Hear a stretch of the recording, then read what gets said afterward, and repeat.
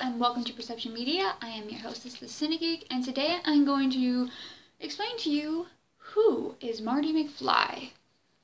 Specifically, I'm actually going to be talking about the third volume of the IDW comic book series that Bob Gale, who was one of the original creators of Back to the Future, put out. So it is considered canon, and this is the fourth volume. I do have the third volume, but it's on Kindle, so I don't have like a hard copy. I have all of them, but the spin-off issues. I really like this series. It's cool. It does expand the storyline, as did the video game, but I would totally recommend these if you're a big fan of Back to the Future. And the reason I'm talking about who is Marty McFly, and that is because I can do things with English and stuff. The reason I'm talking about this is because it does explain a little bit more in depth about the timeline and how time travel works in the Back to the Future series, because a lot of people kind of explain some things and say that there are loopholes when there are in fact not, and they are explained fairly well in the context of the films, but people don't pay attention. And I did do a commentary on this prior to even having ever read the comic book, and I'll have a link to it above and below, as well as to the playlist, because I do a lot of reviews and stuff on the Back to the Future series. So without further ado, I'm kind of going to just explain some of these pictures and give you some background because I had to take out the wording. Alright, so who is Marty McFly? So we first kind of see Marty in a diner talking to Jennifer, and he says, "I don't know who I am anymore." Then we see him kind of looking in the mirror at himself and going through photos saying, remember, kind of remember, don't remember. Because this is the second timeline after he has returned. Well, technically it's the fourth timeline. I'll also have a reference to that above, kind of explaining how there are four timelines. And he's in this fourth timeline. And so he doesn't really remember everything from from when his father wrote the book, and now Biff works for them. There's a whole thing on why that is. This is not the timeline he grew up in. Things are similar but different. So he knows some stuff, but there's other things he doesn't remember at all, and he's kind of confused. And he even says, if time changed and you didn't, you wouldn't be the real you. If the timeline is always changing, though, did the future happen before the past? Inserting that this is predestination, which is why Back to the Future needs to happen in the first place. Because the future, technically, if you can go to the future, that means the future has happened. And that's why it was essential for them to change the future, because by changing the future, you can actually alter the past, because the timeline will correct itself to allow for the changes that occurred in the future.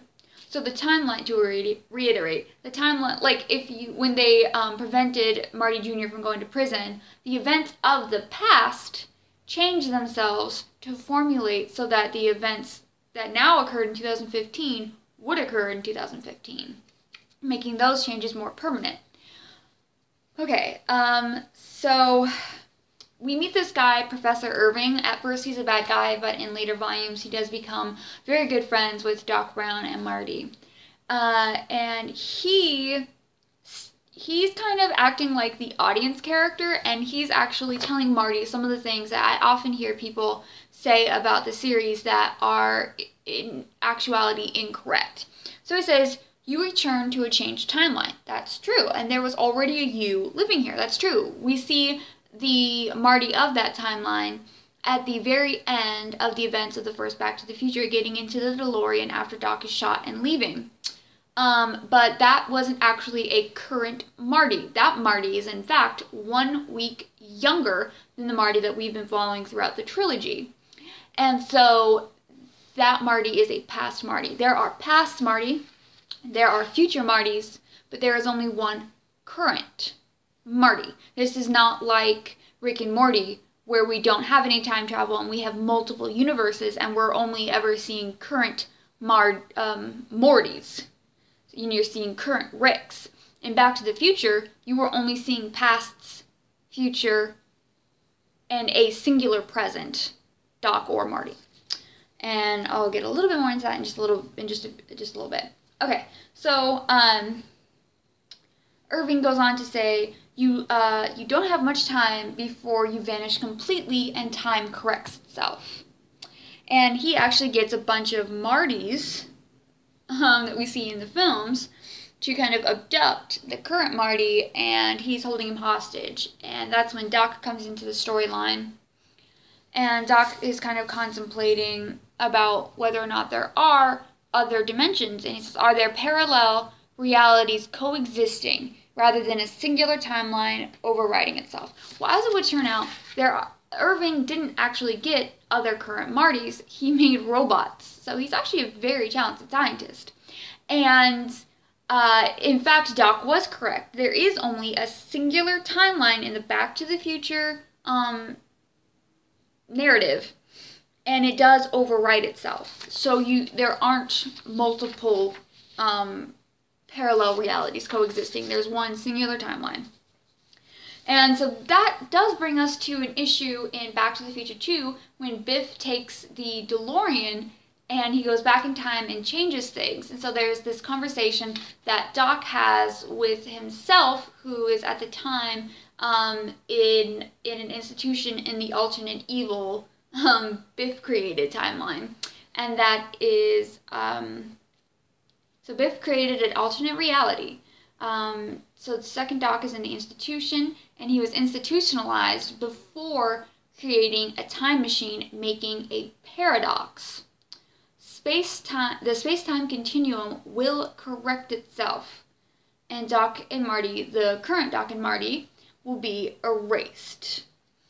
And then he does go on to state that why Biff was able to go back to 2015, and why only when they went back to 1985 did they notice a difference, and that was because Marty and I are safe for the moment, protected by a bubble. And so basically is what they're saying is it takes a little bit for, time doesn't change itself like that. It takes a little bit for things to change. Once you make an alteration in the past or the future, it takes a while for things to catch up. So they're protected by a bubble, but bubbles burst. And when that bursts, he's concerned about temporal feedback. And that's when we get into the ending and everything works out fine. But I think it's really cool that Bob Gale went back and gave us a little bit more information about some things that he noticed that people were confused about regarding the films. And they are technically, again, canon because they are created by the original creator, Bob Gale. And you can see it's him right there. Stories don't have to end because they don't come out in the same format that the original story did.